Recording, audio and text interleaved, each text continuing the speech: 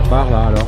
Alors une action de sensibilisation devant l'école Joseph Vallier sur la thématique de la pollution de l'air pour sensibiliser et interpeller ensuite les candidats et candidates aux élections municipales dans leur programme qu'est-ce qu'ils ont sur la pollution de l'air et sur la qualité de l'air, qu'est-ce qu'ils proposent.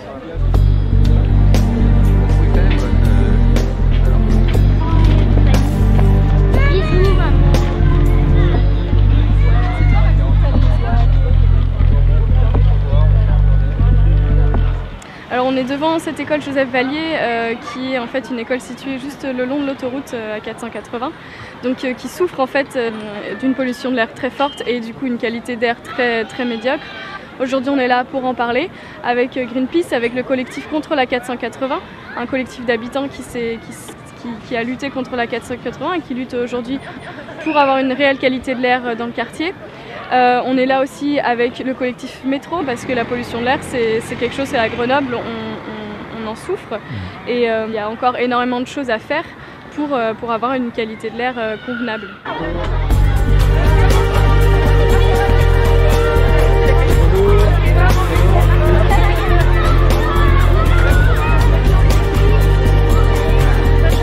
Il y a certains jours, dès qu'on va en montagne, on voit la pollution dans la vallée, quoi.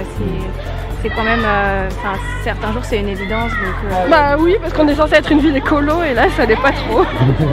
J'ai des amis qui ont dû déménager parce que leurs enfants ont développé des allergies et c'était dû à la pollution de l'air. Oui, en fait il faut savoir qu'à Grenoble, 92% de la population est soumise à des seuils de pollution qui sont au-dessus de la norme de l'OMS qui est de 10 microgrammes par mètre cube.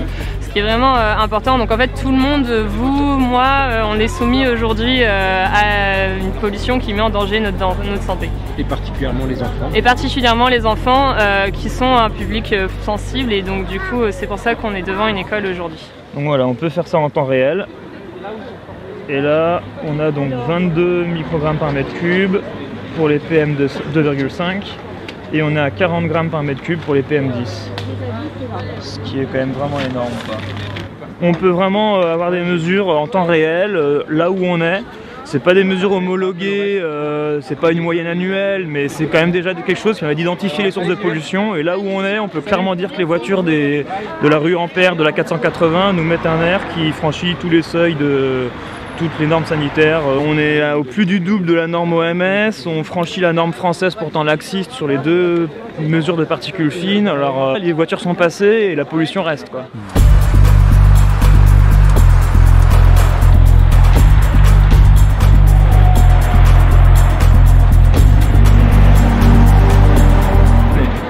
Et l'agrandissement de la 380 dans tout ça? Alors l'agrandissement d'une route, toutes les études montrent que ça fait augmenter le trafic, et en général c'est même pour ça qu'on le fait. Donc là on nous promet un trafic constant, mais on ne nous dit pas comment on va arriver à ce miracle. La seule manière de le produire, ce miracle, ça serait en fait que la nouvelle voie, elle ne soit pas dédiée aux voitures individuelles, mais qu'aux transports en commun, donc des bus, du covoiturage, des taxis. Et là on pourrait être certain, du fait de cette règle-là, qu'on aurait vraiment un trafic constant, et donc au moins on éviterait d'aggraver encore la situation.